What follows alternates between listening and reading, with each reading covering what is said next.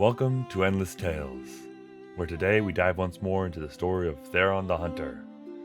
In this final installment of the Fractured Hunt, we will see the desperate struggle between man and abomination. Will the hunter come out alive?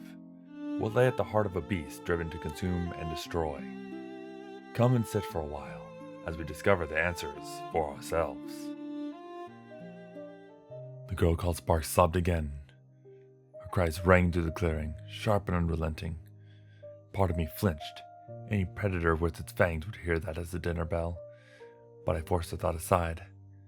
Telling her to stop would not silence the sound, and any creature brave or foolish enough to step into a clearing full of dead gloomlings would catch the scent of blood long before they heard her voice. I turned from the noise and hobbled to the tree line, every step tugging at the ragged wound in my leg. The poultice packed into the gash began to tingle, the enchanted herbs teasing my flesh to knit itself back together. Even after centuries, I've yet to grow comfortable with the sensation. It stings like cold fire trying to teach nerves how to feel. It didn't take long to find two suitable branches. Sturdy, straight enough. I stripped them clean with my dagger and returned to the clearing. Sparks knelt beside John's body. Her hands pressed hard against the deep wound in his side. Blood seeped between her fingers in sluggish dark rivulets, matting the fabric beneath her touch. She shifted her grip now and then, as though trying to block the flow, but without cloth, skill, or even the sense to keep steady pressure, she only smeared the blood further. Even if he still clung to life, her fumbling would do him no good. I watched for a moment, considered letting her continue. If nothing else, it kept her occupied. But she was already sweating, her breaths ragged and shallow. She'd collapse soon, and I needed her moving. I called out to her. "Stop! You're accomplishing nothing!" The words came out harsher than I intended. I felt the sting in them, but it didn't soften my tone. "He's already dead. If you want to be useful, find vines and strong ones." She didn't answer right away, just kept her hands pressed against the wound for a moment longer before freezing, the truth sinking in. Her face was wet, her skin pale as wax. For a heartbeat, I thought she might crumble where she knelt. But then she swallowed, her jaw tightening. "Okay," she rasped, her voice raw from grief. She staggered to her feet and turned towards the wood. Good. If she could still follow orders, there was a chance she'd survive the night. We worked in silence save for the occasional snap of wood and hiss of damp leaves underfoot. The first drops of rain began to fall, light and cold against my skin. Thunder rolled somewhere far off, a low growl that promised worse to come. When Sparks returned with the first bundle of vines, I began lashing the poles together, working quickly but methodically. From time to time, I sent her back for more branches, shorter ones, to brace the weight. As I tightened the knots, I spoke. "This is a travois," I said, voice low. "It'll help you drag John's body back to the village. You'll make better time with it, and it won't tear the corpse apart along the way." She paused, vines clutched in her arm. "Wait, you're not coming back too? You're injured." I waved the words away like smoke, cinching the last binding into place. Then I hauled the frame over to John's body and knelt beside him. "The Skarlgloom will have caught my scent by now," I said, as I shifted his cooling form onto the travois. "We killed its offspring, several of them, and it is not a creature known for its forgiveness." Her silence told me she understood. I began tying his limbs into place, firm enough to hold him steady, gentle enough not to snap bone. I considered using rope, but thought better of it. I might need that for the hunt ahead. "If I go with you, it will follow. We'd still be halfway to the village when it caught our trail, and then neither of us would make it." I reached into the abyssal bag slung at my hip and withdrew a tightly wound scroll. Sparks' eyes locked onto it, her breath catching. I laid the scroll across John's chest and spoke the activation phrase. A soft glow spread across the body like morning light over frost. But that was all. No spark, no motion. She frowned as the scroll blackened and crumbled to ash. "What did you do?" "A scroll of preservation," I replied. "It will keep the body from decaying. More importantly, it preserves the link between flesh and soul, for a few days at least." long enough for me to kill the Skarlgloom and see him delivered to the capital for resurrection. Wait, resurrection magic is real? Her voice trembled with sudden hope, her grief momentarily forgotten as she stepped closer. I thought it was just something rich folk came up with. Some lie to remind the rest of us that we were replaceable. Isn't it expensive? The light in her eyes flickered, then dimmed with the weight of her own words. I've only got a few coppers saved. I sighed internally, of course, as I prepared to explain the plan. People always overreact. They assign meaning to things best left practical. With any luck, I could frame this as a business, not a charity. Don't trouble yourself about the cost, I said flatly. He died while standing at the edge of my contract. If word spreads that someone perished on my watch, it tarnishes my reputation. I intend to see that corrected. I glanced up just in time to see her face lighten up, wide-eyed with joy and foolish relief. I groaned. She took a step forward, arms already raising, likely with some absurd intention of embracing me. I raised mine first and caught her square in the chest with my forearm, holding her firmly at bay. "Thank you so much," she gasped as she collided with the barrier I had become. "Avoid touching me," I said coolly. "The Skarlgloom will track me by scent. I'd prefer it not catch yours as well." A half-truth at best. The odds of it picking up her scent from a brief embrace were negligible. But being the subject of sincere gratitude was already more discomfort than I cared for. "Oh, right. Of course." She stepped back, face flushed, eyes on the ground as she scuffed the dirt with her boot.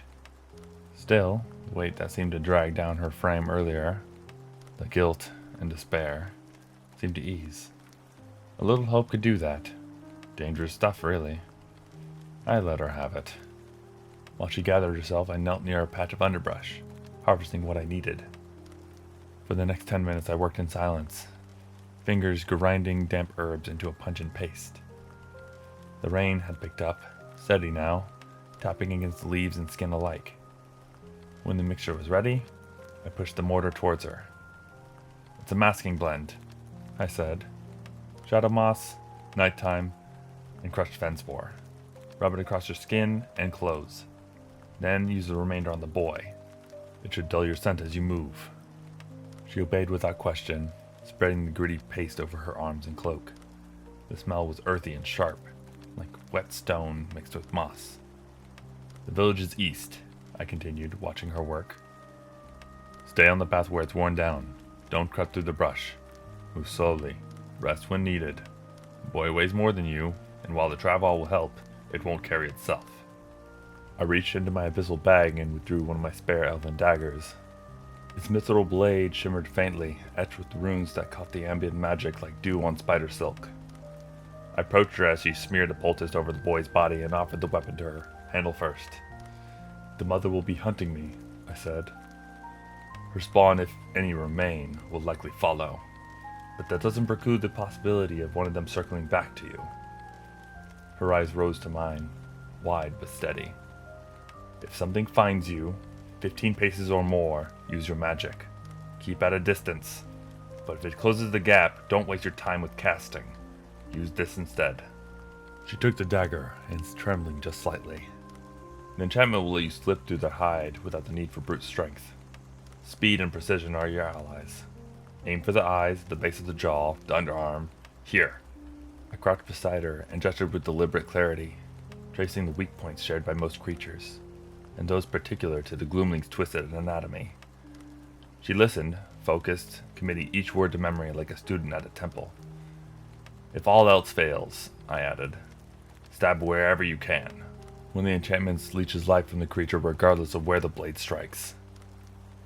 Sparks didn't speak. She merely nodded, eyes fixed on the weapon now in her grip. That was all I could give her. Every precaution, every measure taken. "Return to your village," I said. "Find the elder, tell him everything." She paled at the command. I could almost hear the wheels of anxiety turning behind her silence. "If I fail to kill the Skarlgloom, it will come for the village next. The people must be prepared. Their steel won't pierce its hide, and only your magic will harm it. Make sure the elder understands that. Do not let them scatter. Fleeing will only make them easier prey. She swallowed, and then nodded. Oh, okay. I understand. Good, I said, rising. Then go! As sparks disappeared into the tree line, I turned my gaze skyward. Storm clouds churned above me, thick and brooding. The rain, once a light scatter, had settled into the steady downpour that kissed the canopy and drummed against my hood. I stood beneath it in silence, letting the cold water soak through the tears of my cloak as I sifted through the tangled strategies in my mind, discarding most of them outright. I had crafted dozens of plans for the Skarlgloom, some elegant, some brutal, but with my scent now marking the air, none of them mattered. The beast would come. Of that, there was no doubt. And it would not stop until one of us was dead. So be it. I exhaled through my nose and closed my eyes, steadying my breath as the rain washed over me. The tension left my shoulders slowly, replaced by grim focus. Tonight, the hunt would end. I limped towards one of the glooming corpses, its twisted form half curled in death. The weight of the creature dragged against my recovering leg as I hoisted it up, but I bore it in silence, careful not to tear open my mending wound. Each step was measured, deliberate, until I reached the clearing not far from where Sparks had nearly died. It was wide, several yards across, surrounded by ancient trees with thick overhanging branches. A good kill site, clear lines of sight, high boughs to conceal traps. The earth was firm enough to hold its shape beneath runes or stakes. I laid the gloomling's corpse in the center, letting it sprawl unnaturally across the moss. Its wings were still half extended, its serpent-like tail limp in the mud. The message was simple. This was where its bloodline ended. I stepped a few paces further in and began removing my bloodied greaves, the leather stiff with half-dried gore. I set them down with quiet care, positioning them near my body, bait layered in scent. If the Skarlgloom was tracking me by smell, this would be the trail it would follow. From my abyssal bag I withdrew another scroll. This one bore bright azure runes that pulsed faintly against the parchment. As I ran my finger down the glyphs, a cold breath of air stirred against the surface. The magic recognized my intent and began to wake. I crouched before my greaves and unrolled the scroll into the wet earth. Its face angled towards the falling gloomling. My fingers brushed over the runes as I muttered the activation phrase. Itil vane luth. The parchment vanished in a flash, leaving the luminous sigils suspended in the air for a heartbeat before they bled into the soil, fading into nothing. I committed the exact position into memory. Every trap I lay I remember, in case it is not the Skarlgloom who finds them. It would be cruel irony to save a village only to bury one of their hunters in an icy grave of my own making. I returned to the edge of the clearing, to the spot where I had first entered. The ground was soft here, marked with the scent of blood, crushed moss, and broken twigs. This would be the path the beast would follow, either drawn in by the remnants of its offspring or by the scent trail I'd left behind like breadcrumbs. From my bag, I withdrew a small pouch and pulled free a handful of metal caltrops, each glinting faintly with oil. Before casting them out, I uncorked a vial of varium extract, its liquid surface swirling with an unnatural sheen. Harvested under the full moon, the toxin had matured into a potent paralytic. I dripped each caltrop briefly into the extract, counting them one by one as I tossed them into the undergrowth in a careful scatter. Not fatal, but enough that would render a leg useless for hours. It would be kinder to die by the jaws of a monster than to lie helpless, pinned by a poisoned shard of iron. Next came the snares. I moved further into the brush, my fingers already feeling for a garrote vine I had coiled months ago. Tough, fibrous, and all too eager to constrict once tension was applied. I wound it low across the beast's trail, turning each snare into a potential trap. Not strong enough to hold the Skarlgloom, but enough to snare one of its brood, and if panic set in, enough to twist around a limb or neck. But panic was unreliable. I do not gamble on hope. Each vine I anchored had a secondary purpose. Tripwires strung taut between roots and stones, each one linked to a concealed dart launcher, the old kind, compact, precise, and deadly. I checked each mechanism, testing the pressure before inserting the dart. Their tips gleamed red with the Scarlet Widow venom, a rare compound that burned hot in the blood and lingered. Even an abomination like the Skarlgloom wouldn't walk away from a dose unscathed. And if it did, I had more waiting. Another hour passed. The rain had deepened into a relentless curtain. Thunder growled closer now, low and rolling, like some ancient creature circling the edge of hearing. I tested my leg again and winced. The bolt had sealed the skin cleanly enough, but beneath that thin veneer, I could still feel where muscle had been torn away. Pressing a finger against the wound confirmed what I already suspected. A sickening blend of crushed herb and half-formed tissue squirmed beneath the surface. I chose not to dwell on it. I could run if I had to. I could leap. That was enough. My next task was fortifying the roost from which I would watch the clearing.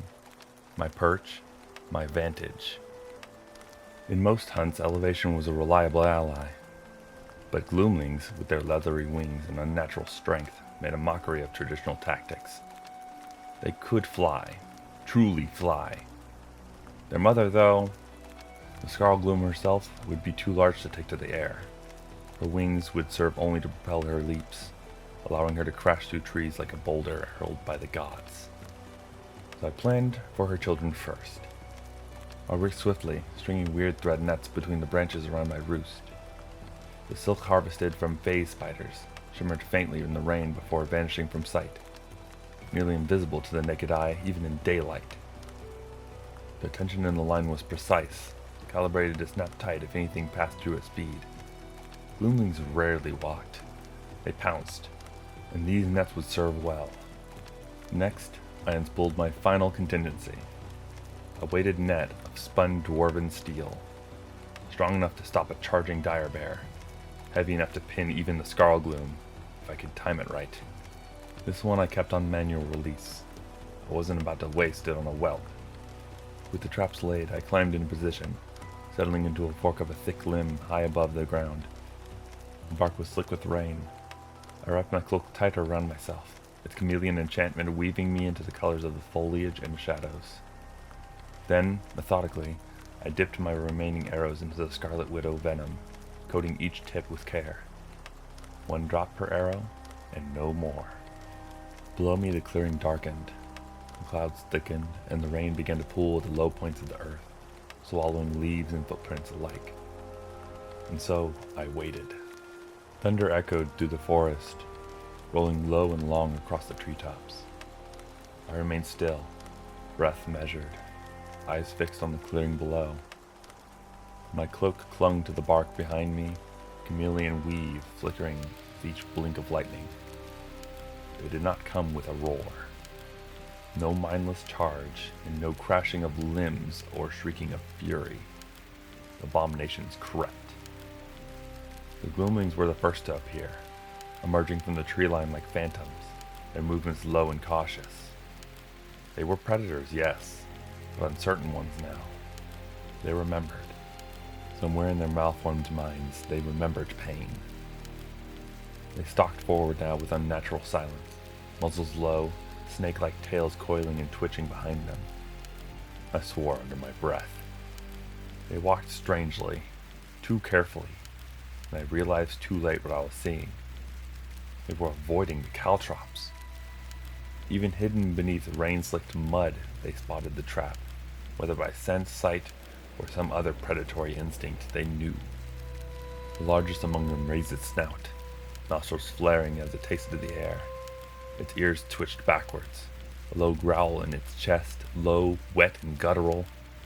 It moved past the fallen corpse and toward my bloodied greaves. So, the bait had worked, at least on one of them. 3 others slinked into the clearing, tongues flickering from their tails, tasting the storm-heavy air. These did not follow the lead of the first. Their heads turned, slowly, directly, toward me. They had caught a trace, however faint, however masked, it was mine, and it had earned their focus. They moved like shadows, slow, uncertain, deliberate. Predators, yes, but not foolish ones. They knew something waited for them. Then she arrived. The Skarlgloom. She slipped into the clearing without a sound despite her size. Easily as large as a warhorse, but broader, her limbs thicker than any wolves. Her body rippled with strength beneath coarse fur and scale. Wings now useless for flight, folded tightly against her flanks. Her long serpent tail coiled around her legs like a second spine. Her head rose just enough to scent the air. Silent, controlled, and terrifying. Behind her came more gloomlings, smaller, younger, the unblooded ones who had yet to hunt without their mother's shadow. They stayed beneath her, tucked close, not out of fear, but reverence. Skarlgloom crept forward, head low, eyes fixed on the corpse of her fallen whelp. Not a sound escaped her, no growl or hiss, only the wet thud of her massive paws shifting in the mud. I drew a slow breath and notched my arrow. My bow creaked softly as I pulled, the string taut with intent. I leveled my aim on the mother. She moved with care, nudging the body of the gloomling with her snout. A beast that deadly would have known the club was long dead from the moment she stepped into the clearing. Yet she examined it anyways. Ritual? Mourning? I couldn't possibly guess. Elsewhere in the clearing, the others were closing in, nearing the outer ring of my snares. Any second now. I shifted my focus. Just behind the shoulder, third of the way up from the chest. That was the shot. If I timed it right, the arrow would pierce both lungs and punch a hole through both hearts with one strike. Clean. Instant. But before I loosed the string, the largest gloomling lunged. It surged forward and sank its teeth into the blood-soaked greaves I'd left in the mud. There was a flash of light, blue and searing, and the sound of ice shattering like crystal under a hammer. The rune beneath the bait had ignited. A jagged explosion of glacial force erupted from the earth, the ground splitting apart with a deafening crack. Shards of razor ice blasted outward, tearing the gloomling into ribbons mid-snarl. Blood and frost sprayed across the clearing in an eruption that surged forward, unstoppable and indiscriminate. I watched it race towards the Skarlgloom. In a blur of motion she twisted, jaw snapping around one of her young and hurling herself backward. Her wings flared wide as she leapt, powerful and practiced. Not fast enough. And the ice caught the others. Two of the young were impaled outright, shards driving through bone, armor, and heart. The third screamed, high, wet, and an awful sound, as a shard tore through its hindquarters. It would die, slowly. There would be time for regret later. The Skarlgloom cleared most of the blast, but not all of it. The outer edges of the frozen eruption hammered her mid-leap. The force wasn't enough to pierce her hide, but it was enough to knock her from the air. She crashed to the ground in a violent heap, wings curled tight around her like a shield, trees groaning with the impact. My shot was gone. The three gloomlings stalking me had halted the moment the trap had erupted. A heartbeat later, they howled, sharp, guttural cries that echoed through the clearing. Not of fear, but of recognition. They understood this was a trap. And they knew the strange scent in the air, the one they had been tracking, was the cause. Their eyes locked onto my perch, and they sprinted. Wings flared as they lowered themselves into a charge, preparing to launch skyward. I shifted focus, ignoring them for now. My bow creaked as I loosed the arrow towards the Skarlgloom. She was rising from the mud, having weathered the worst of the ice blast. I aimed for the base of her wing, hoping to cripple her ability to leap. The arrow stuck, too low. It buried itself deep into the muscle of her back, drawing a spray of dark blood but missing anything vital. She let out a roar that cracked across the clearing like a war horn. Her eyes snapped towards me, burning with recognition. Not confusion, and not surprise. Only rage. Then came the twitch in her shoulder, a hitch in her stride. The crimson widow venom had taken hold, burning through her veins. And still she moved. One of the gloomlings sprinting towards me tripped into a garrote. The vine snapped tight around its leg with a whip crack. It tumbled violently, just as the dart trap fired. A thin hiss and then a thunk as the dart buried itself deep into its side. The gloomling writhed, thrashing against the vine, but it was too young. Its resilience had yet to solidify, and the venom worked quickly, dragging it into stillness. Its sisters did not pause. They took to the air, wings beating violently as they arced towards the trees. I notched another arrow and loosed it at the Skarlgloom as she surged forward, no longer alone. The cub she had saved from the ice now followed close behind, limping but mobile, blood trailing in its wake. Its breath came in short, rasping bursts, yet it pressed on, driven by instinct or command. The Skarlgloom thundered across the clearing, each stride gouging deep into the sodden earth. Caltrops flew as she trampled over them, several lodging in her paws, but she did not falter. She didn't run in a straight line either. She bounded erratically, zigzagging with brutal momentum, never offering me another clean shot. I lost her in the blur of rain and rising mist, and she was coming right for me. The first glooming tore through the air and into the tree with a shriek of rage. I didn't flinch. My focus remained locked on the Skarlgloom, drawing a bead on my next shot. But before the creature could reach me, it thrashed into one of the weird thread nets that I'd strung through the branches. The near-invisible strands snapped taut, coiling around its wings and limbs. The glooming shrieked as its flight collapsed, and it fell hard, crashing into the underbrush below in a heap of twisted wings and screeching fury. I loosed another arrow. This one struck the Skarlgloom in its shoulder with a satisfying thunk, drawing another furious roar that reverberated through the soaked forest. She stumbled, briefly, but not enough. I reached for another arrow, but there was no time. The final glooming had seen its path. It followed the exact route the first had taken, and it avoided every single remaining net. Clever little monster. I dropped my bow and drew my dagger with one smooth motion. It came straight for me, jaws wide, serpentine tail flicking wildly behind it. I dropped low against the branch, the beast sailing just overhead, its fangs snapping inches from my throat. As it passed, I slashed upwards, the dagger slicing clean across its neck. The steel caught flesh, bit deep, and blood sprayed as the creature twisted midair. But even in dying, it fought. Its tail lashed out at me as it passed over, the serpent's mouth gaping wide. I jerked back just in time, blade snapping upward again, catching the tail and forcing it aside before it could sink its fangs into my shoulder. Even as it crashed into the branches below, twitching and bleeding, I caught motion from the corner of my eye. The Skarlgloom was airborne. She launched herself at terrifying speed, wings snapping open and thrusting, far higher than any creature her size had a right to travel. She tore through my weird thread nets like they weren't even there, shattering lines and snapping branches in her charge. Below her, the wounded cub still followed, sprinting towards the base of the tree. A snarl twisted its features, desperate to corner me, to close the trap. It never reached the roots. Another garrote vine coiled tight, snapping its legs from under it. The cub hit the ground and didn't rise. I turned back to the Skarlgloom and pulled the release. The dwarven steel net dropped like a thunderclap, wrapping around her just as she closed the final distance. Her wings tangled into the mesh midair. She fell, screaming, the momentum carrying her the last few feet. And then, impact. She slammed into the tree. The sound was deafening, splintering wood, snapping branches, and the groan of something ancient straining under too much force. Even anchored, even braced, I nearly lost my footing. My perch pitched violently, and for the moment, all I could see was a blur of leaves, wood, and gray sky. I caught the trunk, heart pounding and breath short. The Skarlgloom lay below, tangled in steel, surrounded by death, but she was still moving. The Skarlgloom roared, a sound that rattled the trees and punched through my ribs. She thrashed, limbs twisting violently as the dwarf-spun steel groaned under the strain. Then, snap! The net gave. Steel cords whipped through the air like broken reins, some spinning off into the mud and others catching on shattered branches. I notched another arrow and fired, barely pausing to aim.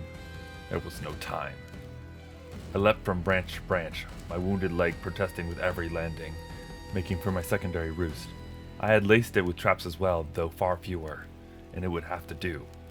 Behind me I heard the arrow hit, a wet crack followed by a shriek of rage. I glanced back mid-leap. The shaft had torn through her wing and punched into the earth beyond. She bled now from multiple places, but the wound wasn't enough. She didn't charge. Instead she turned, toward the glooming caught in the weird thread net. I landed on the new roost, catching myself on the slick bark just as I saw her rip through the enchanted silk. The net unraveled, and the juvenile collapsed onto her side. She let out a deep, resonant howl. The glooming responded instantly, its own cry cutting through the clearing like a knife. Then it turned and ran. I cursed. If it reached the tree line, if it found a cave or some hollow root system, it would vanish, hibernate, and in a few years it would breed. The whole bloody nightmare would begin again. Another village, another contract. I didn't hesitate. Another arrow, already knocked, and I drew and released. The shot sailed clean through the sheets of rain and struck the gloomling in the hindquarter, burying itself deep. It stumbled and collapsed. Within seconds it was convulsing, foaming at the mouth, its limbs spasming violently. Then, stillness. The poison on my arrow was far stronger than what I'd used on the dart traps. That one wouldn't be getting back up. I exhaled, sharp and cold. One less to worry about. But below, the Skarlgloom still lived. Wounded, bleeding, and now truly alone. And she was looking for me. The Skarlgloom howled, a cry so raw and violent that it curdled the blood in my veins. For a moment, instinct clawed at me. Run, it screamed, and I crushed it. There was no more gloomlings, and now she had my full attention. The Skarlgloom staggered in place, foam and blood dripping from her open jaws. Between the blood loss, barium extract, and crimson widow venom, she should have been dead already. Should have been slowing. Instead, she charged again, faster than before. Gone was the careful calculation of earlier. What remained in her eyes was nothing but pure, burning hatred. Rage had replaced intellect. She barreled through the remaining garrote vines, the traps snapping around her limbs like twigs. Darts sank into her flanks, but she didn't slow. She didn't flinch. She was beyond pain now. Then she leapt, straight at me. I saw the opening, chest exposed, heart in line. I loosed the arrow and leapt from the branch, the string humming behind me as I threw myself into open air. The arrow struck home, a dull and heavy thud as it buried itself in her chest, straight into one of her hearts. I crashed into the earth, rolling to break the fall. It worked, mostly. A white-hot spike of pain lanced up my wounded leg, and I cried out as the tear reopened. Blood poured freely, staining the ground beneath me. I forced myself up, vision swimming. The Skarlgloom had plowed through several trees midair before hitting the ground, snapping trunks like dry reeds, but she didn't stay down. Somehow she rose once more. Clawed feet tore into the ground as she steadied herself, blood streaming from her mouth. Her whole body trembled, torn apart by poison and steel, but she stood. Her eyes met mine, and the rage was gone.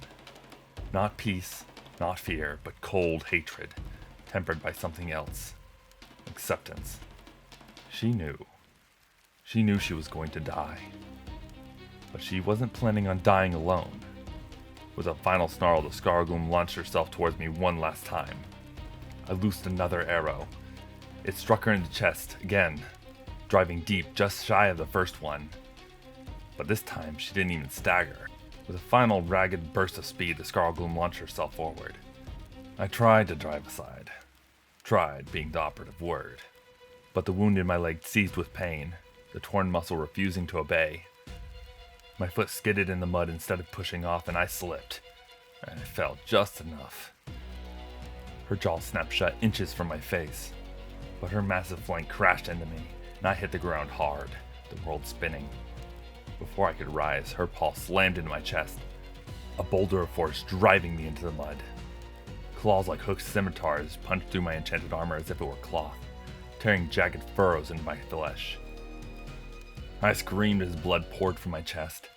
She roared, face inches from mine, hot, fetid breath blasting across my skin.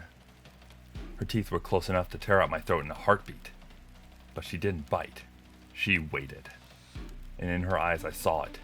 Not the fury of a beast, but the calculated malice. The Skarlgloom wanted me to suffer. Wanted me to die slowly, not by claw, not by fang. By venom. Her tail uncoiled like a snake from behind her bulk. Its viper head rising into view, fangs dripping with black ichor. It hovered above me, poised. An executioner, not a weapon. It should have ended me. Instead, it gave me a chance. As the viper struck, my hand closed around the hilt of my dagger. I drove it upward, straight into the gaping maw of the snake-headed tail, piercing through scale and brain in a single desperate thrust. The serpent convulsed violently and then went limp. The Skarlgloom reared back, howling in agony. The death of its tail sent screaming signals down its nerves, its body twisting and muscles seizing. Blood streamed from the torn mess of my chest as I rolled away, every movement a flare of fire beneath my skin. Mud rushed to fill the wounds, and I choked on a gasp, one hand clutching my side as I tried to rise. I couldn't, not fully. I staggered, nearly falling again, dagger still in hand. The world tilted, lightheaded. Fast, too fast, I was bleeding out. My thoughts scattered like leaves on the wind. But that bite would have killed me faster. I forced my gaze upward, and I braced myself for her final pounce. It would never come. Skarlgloom no longer looked at me. Blood pours from her eyes, her mouth, her nostrils. Thick rivulets dark against her fur. Even her ears bled now, the hemorrhaging accelerating as I watched. She doesn't snarl. She doesn't roar. She turns away. She staggers, away from me, dragging the ruined tail behind her. One heavy step, then another, each slowing to the last. Her limbs trembled with effort. She barely reaches the body of her dead young. Then she collapses. With the last of her strength, she pulls the corpse toward her, clutching it gently in her jaws, dragging it close before curling in around it. A mother's instinct, undiminished even in death. I watched in silence. Only once I'm sure she isn't rising do I reach into my pouch and pull free a small vial. The potion burns on my tongue, but I start to feel the bleeding in my chest slow, the worst of the wounds sealing tight. It would hold, long enough. I didn't care about pain now. I approached her slowly, dagger in hand, my steps heavy with exhaustion and something else. Respect. She doesn't look up at first, just lies there, body quivering, blood soaking into the mud. A whimper escapes her lips, soft and broken. The venom was doing its work, and it would not be a gentle death. Then she turns to look at me. There's no fury left in her eyes, no strength, just the ache of a creature who fought and lost, and understood that. I stand over her and speak the words, not for her, but for me. I'm sorry you were born an enemy of this world, that your life and those of your cubs were destined to end this way. May your next life be one of peace and joy. And then, without hesitation, I strike. The dagger slides cleanly into the base of her skull, and she dies instantly. And so ends the tale of the Skarlgloom and her kin. Do not fret, for Theron's adventures have not ended just yet. We shall see more of him and those like him in future stories. If you enjoyed this saga and wish to hear more like it, please feel free to like and subscribe. And remember, together we shall uncover the truth, for in knowledge lies our strength, and in understanding our path.